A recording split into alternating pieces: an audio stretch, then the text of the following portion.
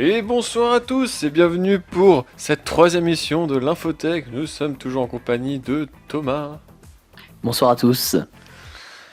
Alors, aujourd'hui, plein de petites choses sympas, alors un peu moins chargées comme prévu que la fois précédente. Bonjour à tout le monde qui sont dans le chat. Hop, donc on va faire un rapide état des lieux de ce qui va se passer durant cette émission tout simplement. Donc on va avoir le droit dans un premier temps à la partie hardware PC où on parlera de la prochaine keynote de Microsoft cette fois qui aura lieu le 2 octobre si je ne m'abuse. Ensuite, du coup, on parlera de quelques annonces qui pourraient y avoir durant cette keynote. Discord qui abandonne face à Steam et Epic Games, on en reparlera également. Western Digital qui présente le tout premier disque dur de 20 Tera, c'est pas mal.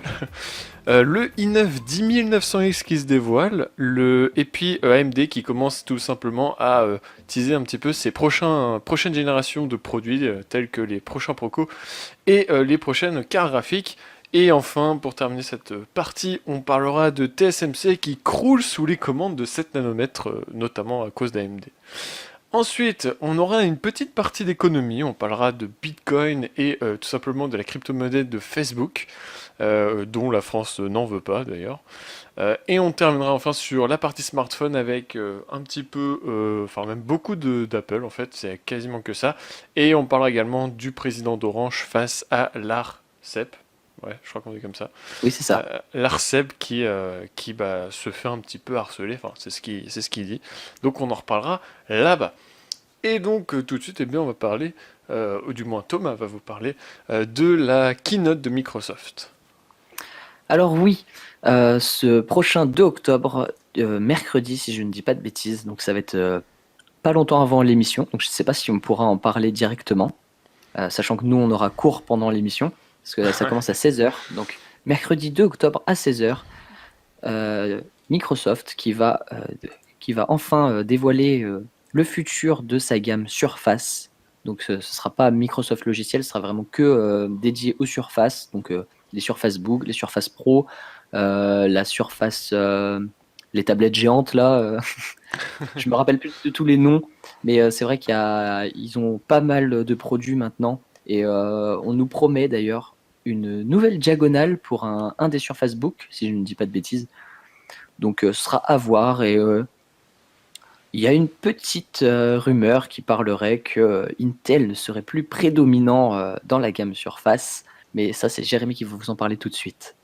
Effectivement, il y a une rumeur qui tout simplement avance le fait que les Surface Laptop 3 n'auraient tout simplement plus de processeurs Intel, mais des processeurs AMD.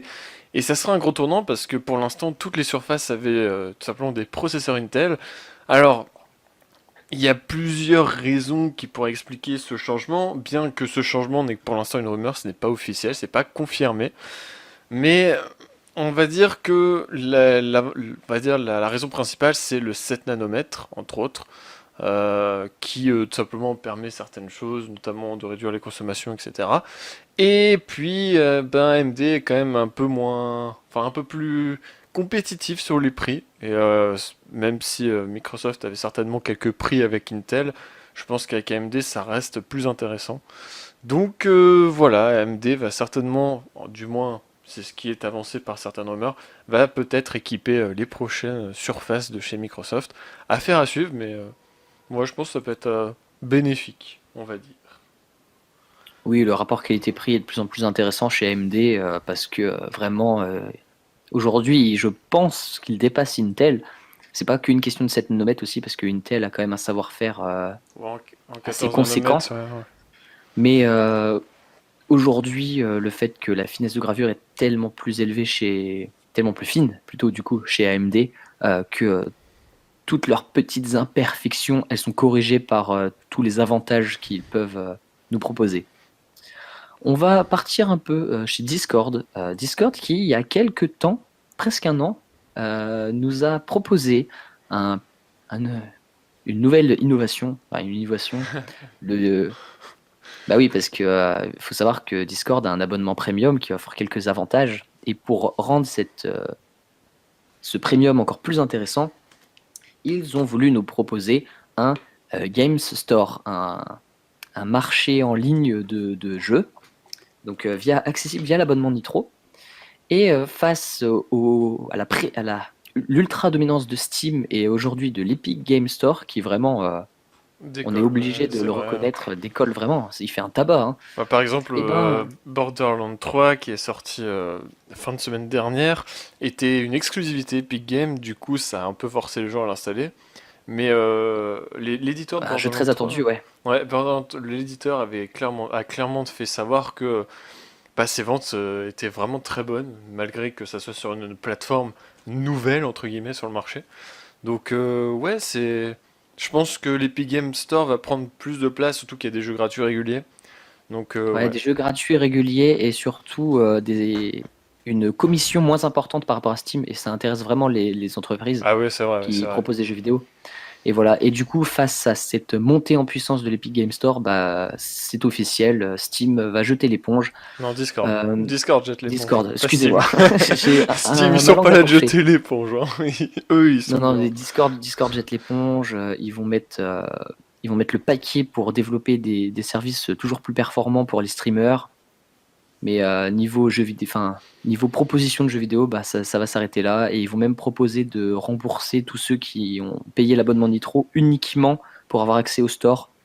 Ce qui est quand même ultra sympa de leur part parce qu'on sait que leur modèle financier Bah, ça, ouais, leur fait des fois un peu galérer. ça tourne autour des abonnements, en fait, hein. Clairement, s'il y avait Oui, sans personne qui abonnement, s'abonnait, Discord disparaît, hein. ah ouais, c'est sûr. Voilà, sachant qu'aujourd'hui, Discord est vraiment extrêmement utilisé dans plein de domaines. Même aujourd'hui, il commence même à remplacer des réseaux professionnels, donc inter-entreprises et tout. C'est vraiment les gens en Ouais, ont besoin. ouais, Voilà, Discord, ouais, ça devient indispensable presque, finalement. c'est indispensable. Du coup, pour changer un peu de sujet, on va vous parler, Jérémy l'a un peu teasé tout à l'heure, le nouveau disque dur de Western Digital qui va faire 20 téraoctets de données, ce qui est énorme. C'est énorme. Surtout sur une technologie aussi ancienne qu'est le HDD. Donc, je rappelle, c'est un disque dur classique avec dedans des disques magnétiques qu'on peut assimiler à des CD, pour ceux qui ne s'y connaissent pas trop, parce que c'est vrai que ça ressemble beaucoup.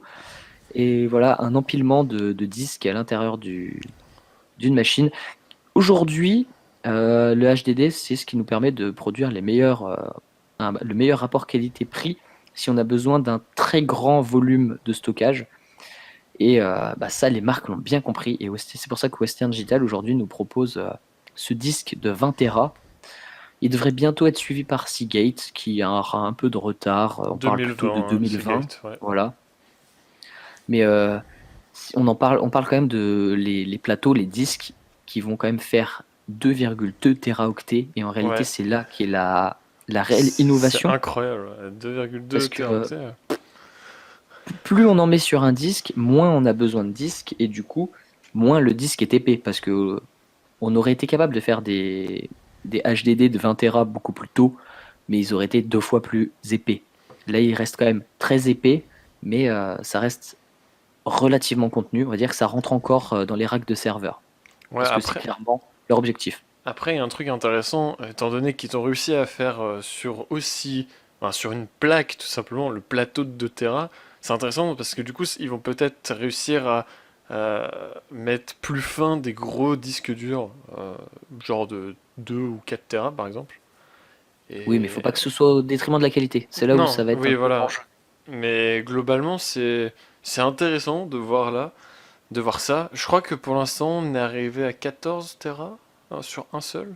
On était déjà à 14, ouais. Ouais, mais on n'avait pas été au-dessus, hein. Donc ouais, ils font quand même 6 Tera de plus. Ouais, c'est pas mal, hein, 20 Tera. C'est quand même assez énorme, hein.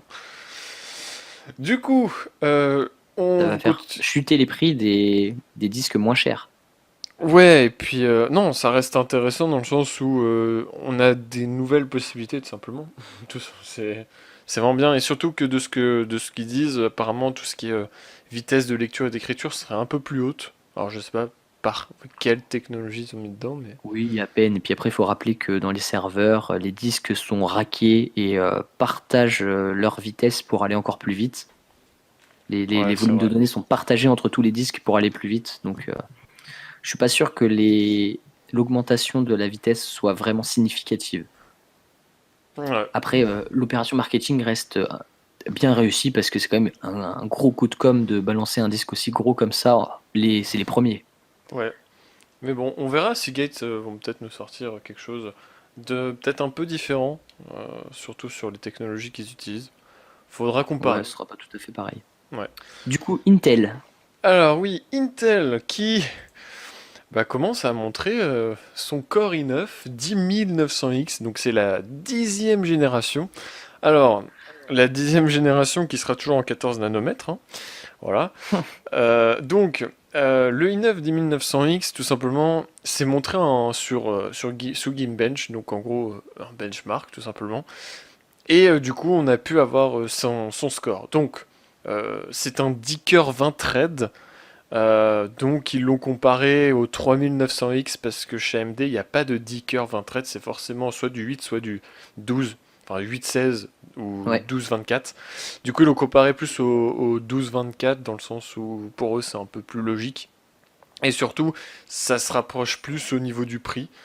Donc, forcément, enfin, personnellement, je m'attendais à ce que Intel soit devant en single core comme ils ont toujours été. Et ben, pas cette fois. En tout cas, c'est un premier benchmark, bien sûr. Il faudra plus de tests, mais pour l'instant, sur celui-là, le 10900, c'est horrible à dire, le 10900X est à 5204 points en single, donc en monocœur. Et le 3900X, c'est un 5877, donc il y a approximativement 600 points d'écart. C'est pas incroyablement grand comme écart, mais ça reste quand même un écart où AMD est devant, là où normalement en monocœur Intel est Ouais. toujours devant. Euh, et par C'est là contre, qu'on sent la puissance du 7 nanomètres. ouais. Et là où en multicœur, par contre, forcément AMD a 2 cœurs de plus, mais il y a quand même vachement d'écart. Intel, donc le 10900X est tout simplement à 39 717 points en multicœur, alors que le 3900X, donc le Ryzen d'AMD, est à 46 051 points. Après, oui, il y a les 2 cœurs en plus, mais je suis pas sûr que 2 cœurs fassent 7000 d'écart. Enfin, je trouve ça vraiment énorme comme écart. Donc, ouais, après, AMD a toujours été bon sur le multicœur, hein. Ça, il n'y a pas de doute.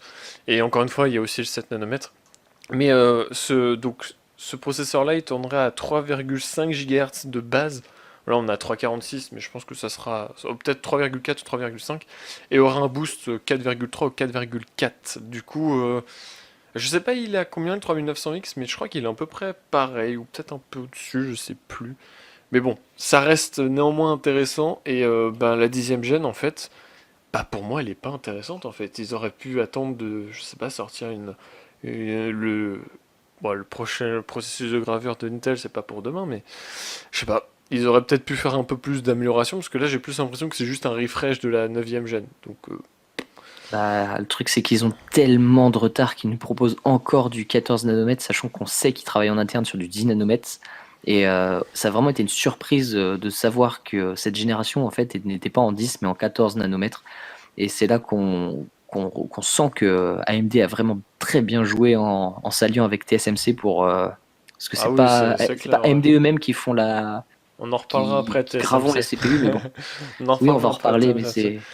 Mais ouais, c'est vrai, mais ce que je veux dire, c'est qu'au-delà de ça, fut un temps, Intel parlait du 12 nanomètres, maintenant c'est du 10 apparemment, ça change un peu. Mais ils annoncent ça dans un petit moment, et justement pour rebondir, pour parler de ça, ça tombe pile poil pour l'actualité suivante. AMD a présenté officiellement ses Zen 3. Pour info, actuellement on est en Zen 2, donc les Ryzen 3000 c'est les Zen 2, les Ryzen 2000 c'était les Zen Plus, donc en gros Ouais. la prochaine gène, et les Ryzen 1000 c'était les Zen tout court. Voilà. Donc en gros les Zen 3, qui seront donc la prochaine amélioration, ont été présentés, ainsi que le RDNA 2, et c'est très intéressant, puisque, déjà on va commencer par les processeurs. Donc Zen 2 qui est très bon actuellement. J'ai un processeur Zen 2, hein, pour ceux qui ont vu la vidéo, et j'ai un processeur Zen 2, hein, j'ai le 3600, et il est très bon. Je veux dire, il n'y a pas de problème là-dessus. Le 7 nanomètres est très efficace, etc. Et voilà, il n'y a pas de problème. Du coup, AMD travaille avec TSMC sur une gravure en 7 nanomètres plus, donc une amélioration de la gravure actuelle en 7 nanomètres. Voilà, donc ils vont continuer à creuser l'écart sur les technologies de gravure avec Intel, hein, parce Donc Intel les qu'Intel, rattrape. ouais, alors pour info, ils prévoient du coup la sortie de cette prochaine génération.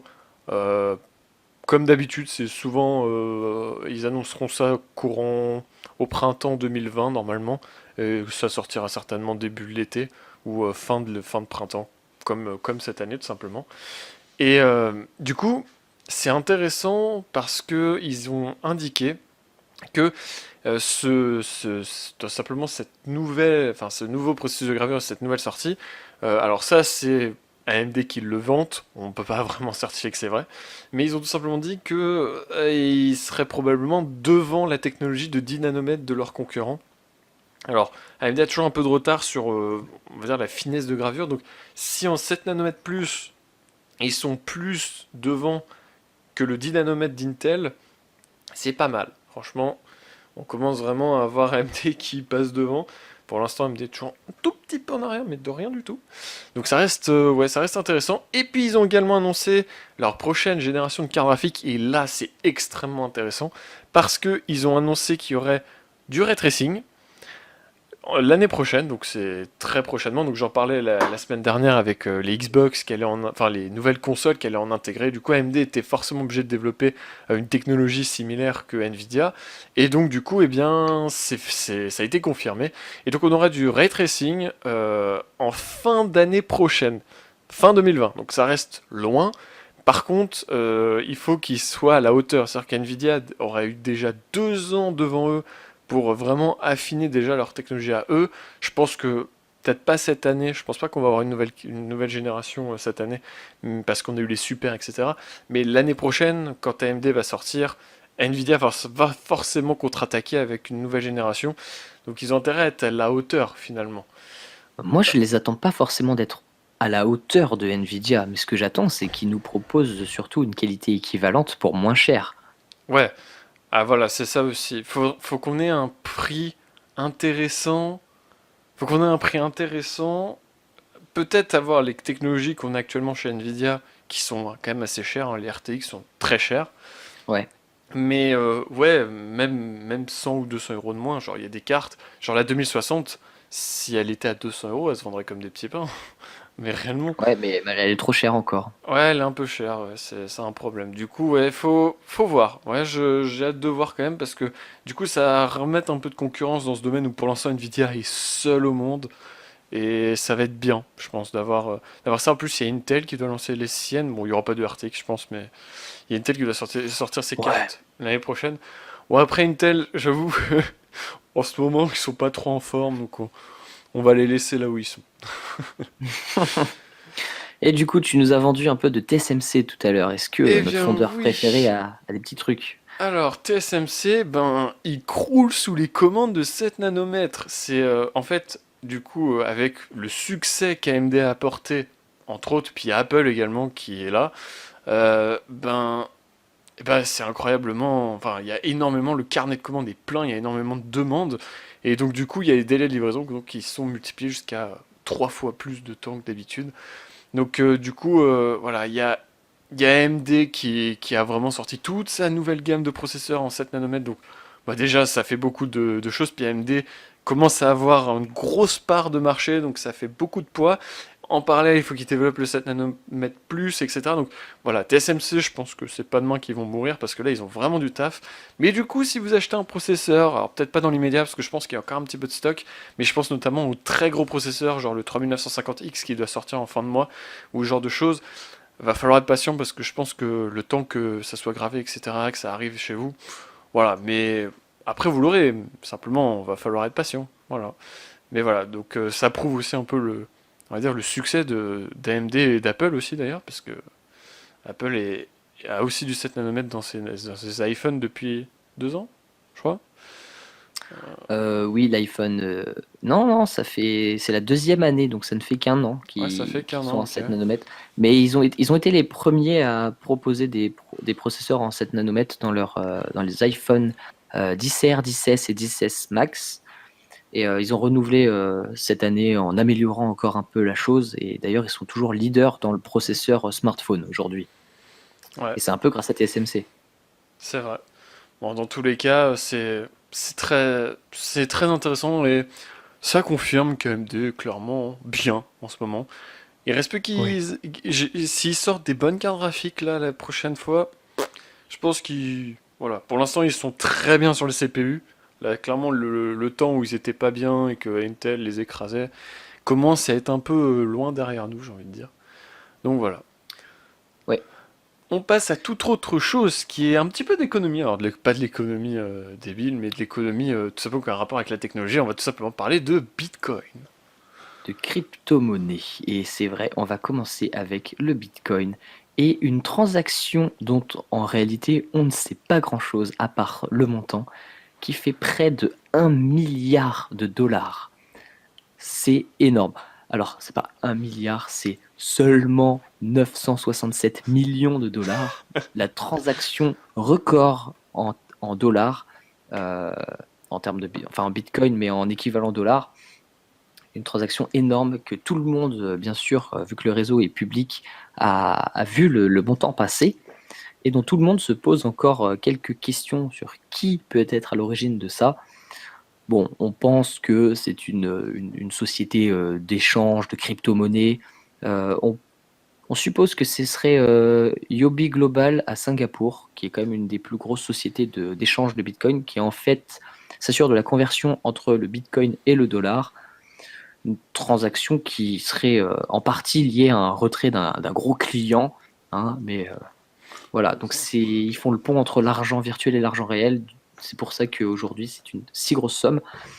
Euh, Jérémy, est-ce que tu serais capable de nous dire combien vaut le Bitcoin aujourd'hui? 10 000? Tu l'as même sous les yeux. Alors, c'est un peu plus de 10 Ouais, 000 10 dollars, 10 600, ouais. 600 dollars. C'est le plus gros mouvement en dollars qu'il y ait eu, mais en réalité, c'est pas le plus gros mouvement qu'il y ait eu en Bitcoin. Parce que aujourd'hui, le Bitcoin vaut 10 600 dollars, mais en 2011, à l'époque où le Bitcoin ne valait seulement que 3 dollars, il y a eu un record qui a été établi. Donc, la plus grosse transaction de Bitcoin de 555 000 Bitcoins, qui à l'époque, ça représentait seulement 1,5 million de dollars. Aujourd'hui, on imagine bien que 555 000 Bitcoins, c'est des centaines et des centaines et des centaines de milliards de dollars. Ah Mais ouais, voilà, c'est vrai. du coup, c'est un chiffre très intéressant, le record en dollars, mais pas le record en Bitcoin. Ouais, ça. Mais bon, c'est assez intéressant quand même dans le domaine. Sinon, pour parler un peu de crypto-monnaies plus récentes, plus jeunes, même pas encore vraiment lancées, on va Ouais. parler de Libra. Libra qui est soutenu par Facebook, qui serait la crypto-monnaie mise en avant par Facebook. Et en Europe, ça commence à être compliqué, il y a des petites tensions qui se créent. Bruno Le Maire, ministre français des Finances, ne veut pas autoriser la mise en circulation de Libra. Parce qu'il estime qu'il y a quelques risques, c'est une privatisation de la monnaie, parce que l'État n'aura plus accès à Oh la là monnaie, là c'est là surtout là. ça qui le dérange en réalité. Pas de Et taxe. il voudrait pour garder le contrôle sur les crypto-monnaies en France, que les banques fassent un petit consortium pour créer leur propre crypto-monnaie. Dès qu'il y a un truc français comme ça qui se passe et que c'est pas en liaison directe avec les États-Unis, on sait toujours que ça décolle pas vraiment, hein. Et c'est vrai que Libra peut faire peur parce que Libra a tout le potentiel pour devenir une très grosse crypto-monnaie. Parce que c'est pas un truc totalement indépendant. C'est comme le Bitcoin peut l'être. Il y a quand même une grosse société qui est derrière, Facebook. Et donc, ça pourrait rassurer les clients, les investisseurs. Et ils ont vraiment peur que ça échappe à l'État. Et ils ont peur que Facebook ait de trop grosses parts dans le Libra et puisse s'enrichir encore plus, hein. Et oui, Après, et c'est pour rassurer, ça. je te coupe, mais rassurer, bon, Oui. Facebook, rassurer, c'est pas forcément le mot qui me vient à l'esprit, parce que on a eu pas mal de problèmes avec Facebook ces dernières années. Pour un Mais bon, consommateur moyen, par rapport au Bitcoin qui paraît vraiment obscur, Libra, c'est pas totalement obscur. Et il y aura de la pub pour Libra ouais, sur Facebook. Les microtransactions qu'il peut y avoir sur Facebook potentiellement se feront en Libra et les gens seraient incités à utiliser Libra. Contrairement au Bitcoin, que personne t'incite à utiliser le Bitcoin, à part si tu vas sur des sites sur le dark web, si tu vois ce que je Ouais. veux dire. Ouais, ouais, mais je vois très bien. Ouais. Et voilà. Et même si c'est un consortium à but non lucratif, on peut le voir en fin d'article, ça reste Facebook. Donc il y a toujours quelque Clairement. chose. C'est contesté par l'État, mais moi je pense que l'État peut pas vraiment faire grand-chose. Il va crier après Facebook, mais ça reste une crypto-monnaie, donc finalement, est-ce qu'on a vraiment le contrôle de tout ce qui se passe sur Internet? Je ne suis pas sûr. Mais voilà, ce sera quelque chose à garder dans le coin de l'œil parce que franchement, personnellement, je suis assez intéressé par Libra. J'ai bien envie de voir comment ça va évoluer parce que ce serait la première fois qu'un si gros groupe porte une crypto-monnaie. Et j'aimerais vraiment étudier les différences qui pourra se passer par rapport à d'autres crypto-monnaies un peu à la mode. Ouais, c'est vrai. Non, mais personnellement, je pense que de toute façon, même si un consortium de banques européennes font leur propre crypto-monnaie, alors oui, déjà, ça marchera pas. Mais en plus de ça, C'est pas européen, hein, c'est français. ouais, mais C'est encore pire. quand bien même, il y aurait quand même un problème dans le sens où, selon moi, ils contrôleraient pas forcément mieux, peut-être un peu plus parce qu'ils auraient leurs conditions. Mais selon moi, les crypto-monnaies, dans tous les cas, ça sera pas forcément contrôlable par l'État. Et oui, ça dérange forcément. Mais ouais, ça à suivre, effectivement. Je pense que Libra a tout le potentiel de devenir plus gros que le Bitcoin, je pense quand même. Parce que le Bitcoin, comme tu l'as dit, il s'est pas vraiment mis en avant, quoi. Franchement, on a entendu parler parce qu'il a explosé, mais au final, s'il n'avait pas explosé, on n'aurait pas entendu trop parler. Donc, ouais. Voilà. Bon, du coup, tu vas peut-être nous parler un petit peu. Pour une fois, c'est toi qui vas nous parler un peu d'Apple, mais pas seulement. Ouais. Alors, Apple qui a investi 3 milliards de dollars pour avoir son propre verre dans ses iPhones. Bon, alors c'est un peu plus... Le titre est, on va dire, un peu trop large selon moi. Enfin bref, Putaclic. ouais. En fait, Apple a décidé de donner un petit chèque de 3 fois rien, 250 millions de dollars, à tout simplement Corning qui donc développe tout ce qui est vitre pour les produits. Je sais pas s'ils Smartphone surtout. ils font pas genre pour le Mac ou un truc comme ça, Non, non? non, Ouais, c'est que le c'est vraiment smartphone, ok. très spécifique au Ok. smartphone. On le retrouve pratiquement chez tout le monde. Et aujourd'hui, les plus grosses technos sont essentiellement chez Samsung et Apple parce que c'est les deux qui donnent des gros chèques. Et c'est Apple qui donne le plus gros chèque, c'est pour ça qu'on en Ouais. parle. Donc du coup, ils ont donné un énorme chèque qui leur octroie tout simplement enfin, qui leur donne le droit d'avoir, je pense qu'à un terme, ça sera plus une exclue pour eux, mais pour l'instant, une exclusivité sur le verre le plus résistant euh, du marché, tout simplement, sur le téléphone, sur leur téléphone. C'est les iPhone 11 l'ont, tout simplement. Et voilà. Bon, ils ont dû payer quand même pas mal, 250 millions de dollars, mais après Apple est énorme, donc ouais, ils ont les moyens. Et puis, ouais, en gros, cet argent permet à Corning de financer la recherche pour faire mieux encore, et toujours mieux, et toujours, etc. Donc, ouais, c'est intéressant de savoir ça, et bah en vrai, j'ai hâte de voir ce qu'il va y avoir comme technologie au-dessus, parce que je... Ouais, parce que le verre des derniers iPhones est un peu différent de ce qu'on a l'habitude, il est beaucoup plus mat et ça serait intéressant de voir ça chez d'autres marques parce qu'on sait qu'aujourd'hui Apple en profite, mais dans un an ou deux, Ouais, potentiellement Samsung, Huawei, Xiaomi et tous leurs confrères, Oppo, Vivo, je ne saurais les citer tous, euh, pourraient en profiter et parce que Apple va vraiment surfer sur la vague un peu de la nouveauté de ce dos beaucoup plus mat et avoir un petit train d'avance niveau design par rapport à leurs concurrents. ouais. Et ouais, on attend de voir comment ça évolue parce que le Gorilla Glass, il y a eu une petite stagnation il y a 2 3 ans et là on voit que ça commence à repartir un peu. En même temps, on a Mm. déjà atteint un niveau de perfection assez élevé, mais c'est vrai qu'on attend toujours plus quand même. Bah après le Gorilla Glass, il y a eu un petit refresh de rien du tout il y a quelques temps. Je sais plus c'était quand. Mais je me souviens qu'il y avait une news où le Gorilla Glass, ouais, on vous a fait une nouvelle version. Ouais, bah intéressant, qu'est-ce qu'il y a de nouveau? Bon, c'est un peu mieux. Voilà. Un peu plus résistant. Ouais, mais c'était pas flagrant, genre il y avait pas grand-chose, tu vois. Du coup, Oui, c'était ouais. une petite mise à jour. Ça a pas été. C'est pour ça qu'il n'y a pas eu de grosses annonces. Mais Après, voilà. du coup, voilà, ça reste intéressant de savoir ça. Et puis donc, bah, Apple, bah, ils ont du poids, hein, clairement. Oui, de savoir qu'ils profitent un peu. Ils ont Ouais, raison. ils ont raison totalement. Pour se maintenir en haut du panier, faut investir. Et c'est pour ça que c'est en Ouais, partie pour ça qu'on le paye.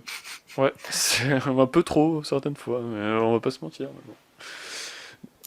Ensuite, Pour repartir sur toute d'autres autre sujets. chose, ouais, effectivement. Tout simplement, on va parler d'Orange face à l'Arcep, tout simplement.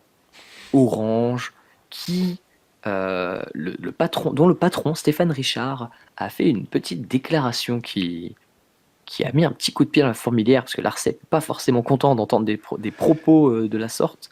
Stéphane Richard qui estime subir une pression euh, qu'il juge injustifiée de la part de l'Arcep. L'Arcep qui est l'agence européenne, si je ne dis pas de bêtises, de régulation des réseaux, donc des réseaux mobiles et fournisseurs d'accès à Internet On appelle ça le par gendarme des fibre, télécoms. Voilà. le gendarme des télécoms. Oui, c'est son petit nom courant. Ouais.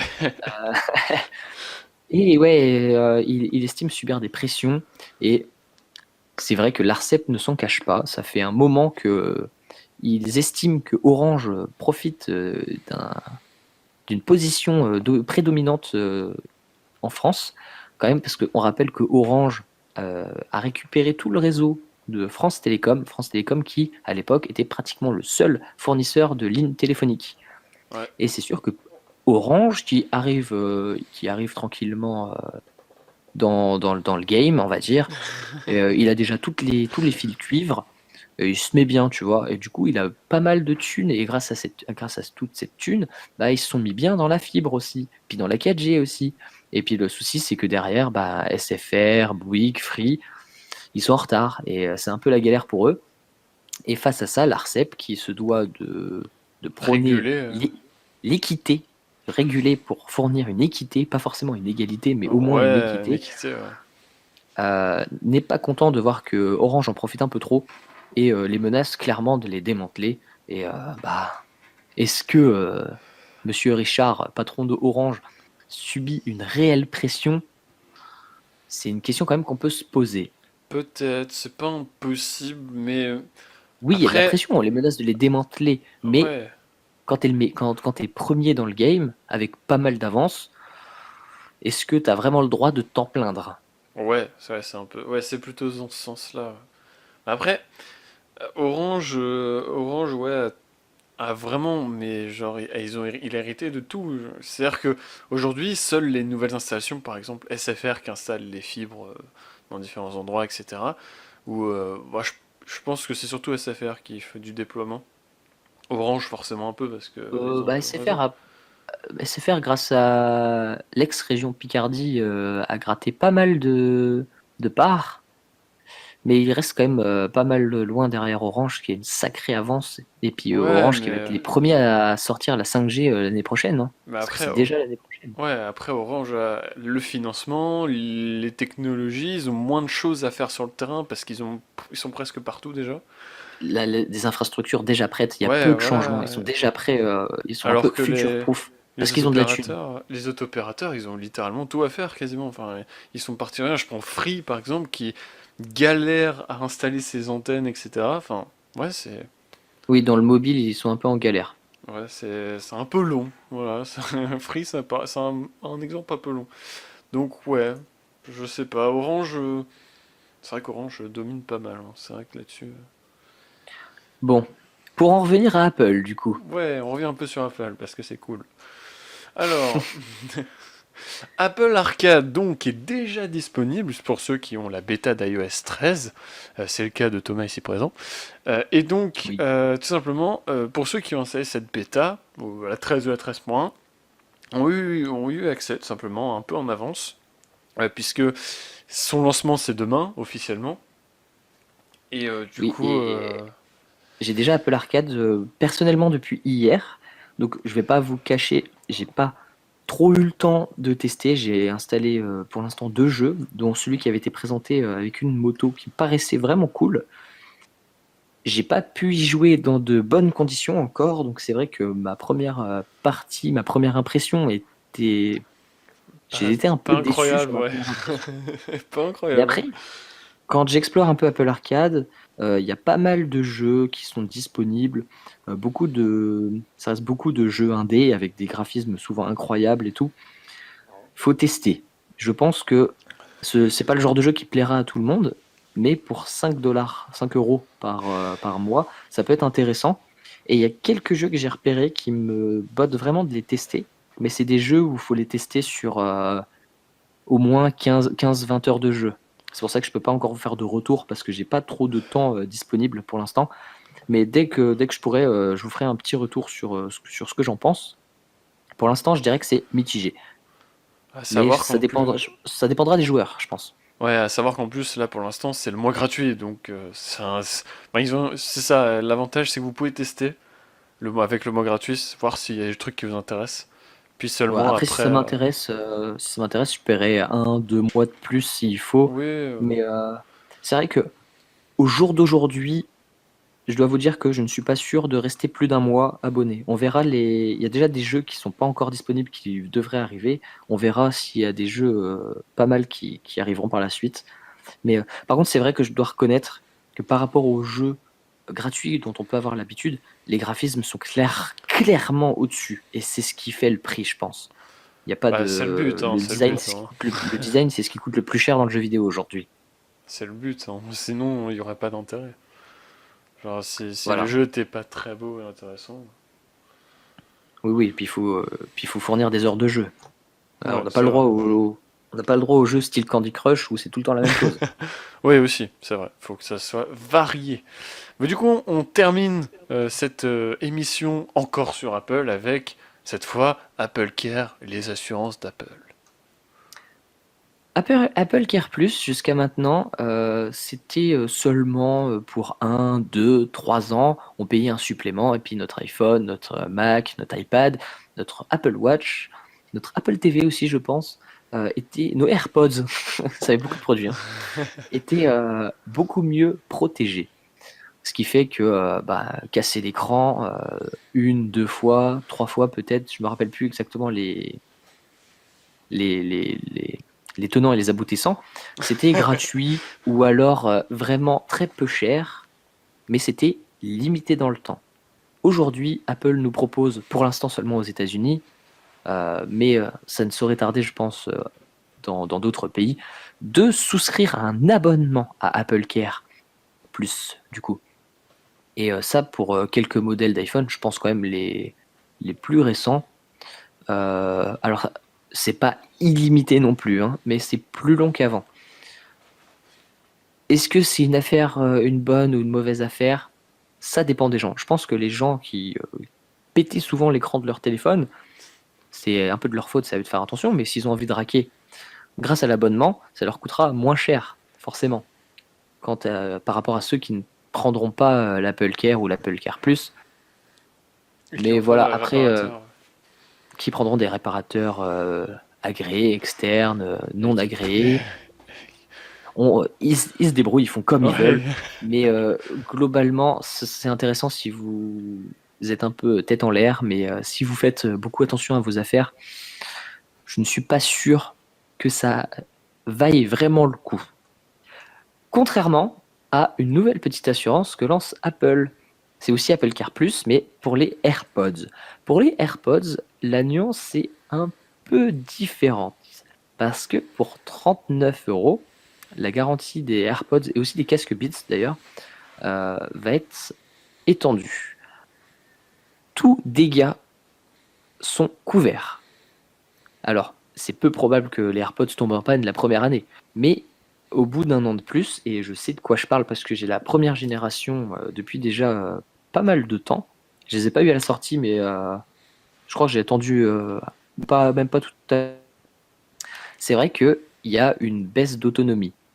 Une baisse d'autonomie qui est plus ou moins importante. Et ben grâce à Apple Car Plus, si j'avais l'assurance, j'aurais juste à aller les voir et à leur dire bah regardez, mes AirPods, ils tiennent plus les 5 heures qu'on m'avait promis à charge quand je les ai dans les oreilles, ils tiennent plus que 2-3 heures.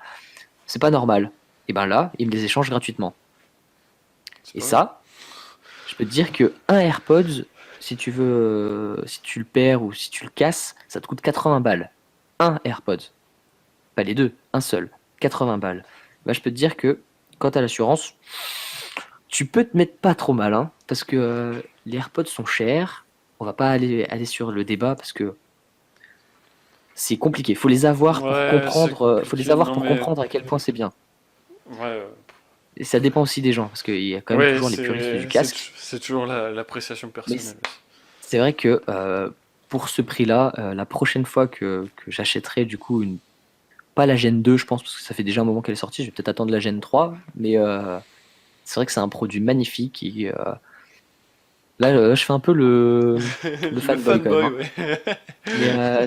Mais non, c'est vrai qu'ils sont incroyables et c'est vrai que la petite réparation pas chère ou trucs comme ça, ou les échanges, ça va vraiment être méga intéressant.